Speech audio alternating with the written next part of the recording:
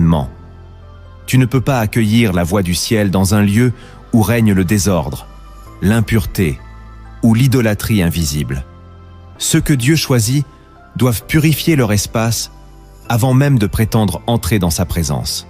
Cela commence par ton intérieur, les pensées, les objets, les influences. Il te demande de faire le ménage, pas seulement physique, mais spirituel. Jette ce qui t'attache au monde. Éteins ce qui éteint la lumière en toi. Romps avec les sources de distraction qui désaccordent ton esprit. L'Esprit de Dieu aime les lieux préparés, les lieux mis à part. Tu dois faire de ton cœur un sanctuaire, mais aussi de ta maison un lieu d'accueil pour le saint. Ce n'est pas un excès de zèle, c'est une loi spirituelle. Quand Jésus entre dans le temple, il renverse les tables. Il ne négocie pas avec le chaos. Il impose la sainteté. Ce même Jésus veut entrer chez toi, mais il commence par demander « As-tu nettoyé l'autel ?» Car l'appel divin ne supporte pas la compromission. Tu ne peux pas prier dans un lieu contaminé. Tu ne peux pas entendre dans un lieu brouillé. Sanctifier ton environnement, c'est créer une atmosphère où Dieu peut demeurer, pas seulement passer. Cela peut être invisible aux yeux des autres, mais dans l'invisible, le changement est radical. Tu dois oindre ton espace de prière, couper les accès à ce qui nourrit la chair, instaurer la paix là où régnaient les bruits du monde.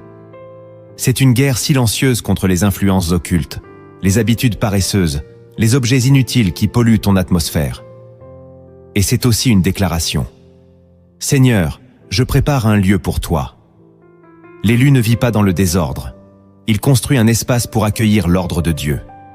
Si tu veux que la voix du ciel résonne en toi, commence par répondre par cet acte. Sanctifie ton environnement, car là où l'atmosphère change, la présence descend. La deuxième réponse sacrée à l'appel de Dieu, c'est de reconstruire ton autel personnel. Beaucoup veulent entendre Dieu, mais négligeant l'autel. L'autel n'est pas un lieu géographique, c'est un rendez-vous sacré entre ton âme et ton Créateur. C'est là que les élus déposent leur vie chaque jour, sans bruit, sans témoin, sans masque. Il ne s'agit pas de prier occasionnellement, mais de bâtir un lieu de rencontre. Le problème n'est pas que Dieu ne parle pas, mais que l'autel est abandonné. Tu veux sa voix, mais il attend ta constance. Il ne veut pas des visites passagères, il veut une habitation fidèle. L'autel est l'endroit où tu meurs à toi-même, où tu offres ta volonté, où tu pleures sans honte, où tu entres dans sa lumière même avec tes ténèbres. C'est là que le feu descend. Mais Dieu n'envoie pas le feu sur un autel brisé. Tu dois le réparer, pierre après pierre.